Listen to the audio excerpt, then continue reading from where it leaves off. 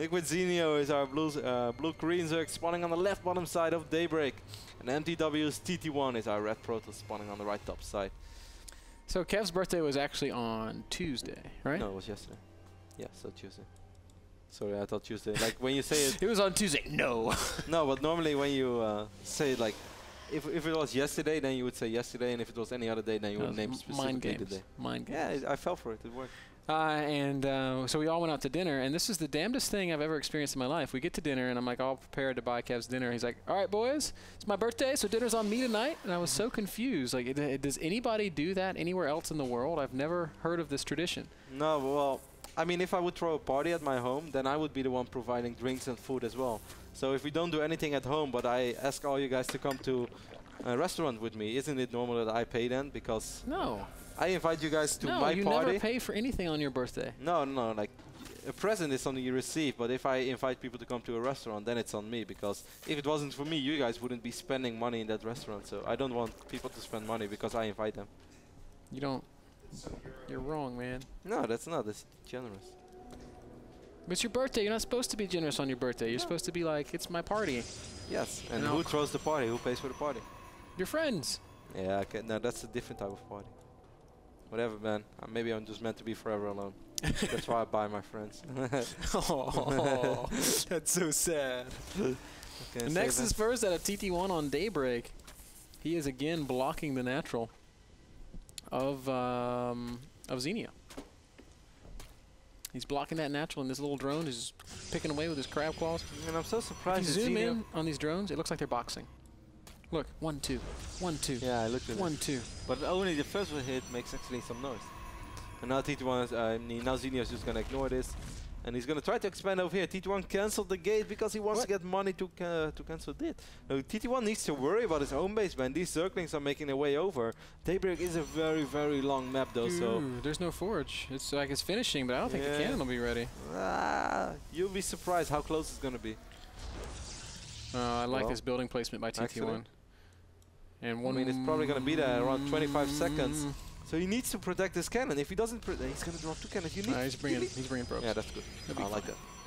He'll be fine. But he needs to surround those Zerglings. This is kind of smart too. Zenio going to go pick away at the cannon, forcing TT1 to come out a little bit. Still, TT1's going to be a-okay. He might lose. No, he's not going to lose anything. No, because he can just. Well done, TT1. Loses some mining time, and that's it. Oh, dancing around a little bit too much, but that's okay. No, that wasn't too bad.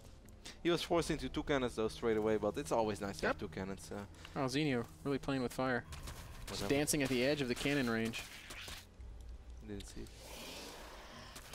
So TT1 has managed still to block this natural for quite a long time, in spite of the fact that Zenio was able to get the third going. Oh, punch. Right, left. Right, left. The drone does not look like it has a very strong cross. I'm just going to put that out there. It's like 1, 2. Cool. Anyway, TT1 has been doing a really good job at delaying this once more. Take a look at the income tab. Wow, this is big. I mean, normally Protoss has a small lead in this phase of the game, but 30 probes and 22 drones. Okay, there are 7 drones on the way right now, so then it's going to be pretty much evened out. But still, that was kind of huge. Zenio made more Zerglings. He's made 8 lings. That's kind of the main reason we see that disparity. Normally, Zerg players will make 4 max, but Zenio doubling that number. And I guess TT1's just been very good with his chrono boost. We can see he's still chrono boosting probes. Yeah, I was actually looking early on where he had quite some chrono boost saved up. But the reason why I didn't mention it is because I don't think he actually could have afforded to chrono boost his nexus and then constantly build probes and build double cannon and build a gate and block the opponents. So I think that's why he had quite some energy in his nexus. So basically, TT1 was spending all the minerals. Yeah. He was doing everything he could, and he didn't want to waste his chrono boost by chrono boosting a probe out and then wasting 5 to 10 seconds on chrono boost. Well, he probably thought if I build it up a little bit and I wait until this crazy phase is over, then I can just chrono boost non-stop and actually get more probes out. So that's the reason why I didn't mention it, man. Overlord's poking through TT1's little neighborhood here, but they're not seeing much as the Cyber Core just finished, and TT1 obviously knowing Overlords are in position will not build any tech until he's able to get rid of the Ovies. Then again, in the previous game, he didn't really try very hard to hide something. That's true too. I mean, TT1 won that first game, but I felt so many things went his way. Can he really pull it off in the same way twice? I think he's going to have to switch it up. He is sending out the little Zealot Stalker hit squad. 2 Zealots and a single Stalker will be pushing out. I like how Zenio's spreading creep so diligently from his third base. That's one of the real benefits of getting that early third, is your creep on that third gets out on the map so fast. I mean, I don't even think it's worse for Zerg or anything. No, I don't either. If anything, it may actually be better. Yeah. Like now, like retrospectively looking back on like the history of the metagame, like having that extra creep spread this early on means no pylons near the hatchery, means much more vision. I couldn't agree more. Zenio has quite a few links. He's making 8 additional links. He doesn't want to end up losing that Stalker once more. TT1 is getting that warp in pylon. It's such a sneaky spot for a pylon. Yeah, but it's going to take quite a while before TT1 is actually going to be able to warp in units though. This is more something if Zerg is really super underprepared, but we can see there's nothing like that for TT1's taking a third base with this. Oh my goodness, Zergling speed is going to finish up, and okay, so I like what TT1 is doing. I love this feint of pressure to kind of secure the third, but losing these units, like Ling speed is going to finish, and that Stalker is dead. The Stalker is dead, and if Zenio just makes one big group of Lings right now, and he runs to that third base, there's absolutely zero chance of TT1 keeping this base alive. And TT1 should know that as well. When Zergling speed is ready, Zergs are going to be much more active about scouting. I would be surprised if Zenio doesn't send a couple of Lings over here. And he is going to run into the natural. Okay, that's okay. Pick up a few probes. I feel like TT1 could have force fielded those Lings and they'd have been trapped forever. Still hasn't spotted the third base. Zenio completely in the dark on this. And TT1, he's got cannons there, he's got units there. At this point, Lings are not going to work at denying this. So TT1 really kind of escapes on that one. TT1 once more, man, already on 60 probes so early in the game. He really does a good job. No matter what phase of the game is, or what state of the game is, TT1 will always build probes, and I like that a lot. He reminds me of Terran in that way. I think Zenio now realizes that there's a third base down there as he saw some transferring probes. Yep. He will check and confirm and see, completed cannons. I could have probably done something about that. Yes, you could have, Zenio. That was sloppy. Too little, too late, my friend. He's getting Hydralisk then and Aspire, though. So he's getting all the tag at once, perhaps in case he had to deal with a gateway push once more. I love how these pylons by TT1 just go completely unnoticed. They just stay there forever. It's so sneaky, man. That's like the most hidden pylon of all time. Zenio seems like he wants to try to make something happen. He's making 18 additional links right now, but TT1's economy is so good, man. He should be able to warp in so many units, use all those gates, TT1, and then he should be able to be just more than fine. Those force fields, absolutely excellent force fields. Single sentry dies for a lot of Zerglings. That was a trade that I think TT1 is fine with making. Zenio's trying to take a fourth in the midst of this. It's not a bad move in response to a fast third, but this fourth's a little bit too late. He's making 11 Hydralisk right now, and I really question that decision. I think it's just a matter of time before TT1 drops the robotics bay, then starts boosting out Colossus, and Zenio did finally find this one pylon. So annoying, that pylon. Like, you can't even hit the damn thing. 2 Lings at a time, maybe a third if it went around at the top. Finally does get taken out. Now, the Hydralisk play is kind of like, it can work, but I mean, on Daybreak, this map's so long, the only way they're ever going to get anywhere is with a Nidus Worm. We saw Crazy Moving trying to do that against the hero, but that did not go very well.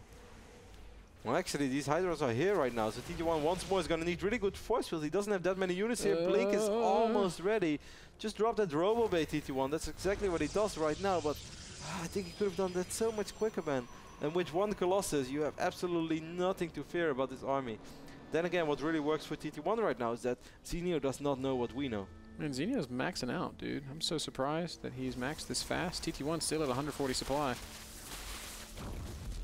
Like, in spite of kind of the weird early game, we're still seeing a 13-minute max out of Zenio. It's very impressive. Now here we go, one big fight here. Zerglings, Roaches, and a few Hydras. Pretty good force fields. The Hydras being zoned out. Roaches getting very close to the Stalkers and Sentry Zone, and a lot of Sentries end up falling.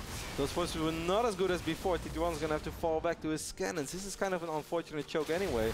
He does have Blink Stalkers, and that's going to be most important. A lot of Zerglings streaming in.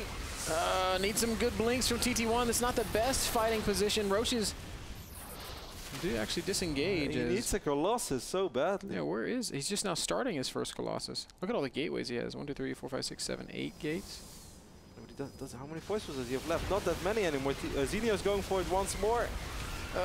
We need another big warp in. TT1 just doesn't have that many units though. Mortals are falling so fast, and absolutely blown away that this is working. But like you said, Kev, the absence of the Colossus means this army of Zenio is just so much better. We're seeing a big Muta switch now. 15 Mutalisks at once. Those Zealots helping out so much for TT1 though, and those cannons helping out so much.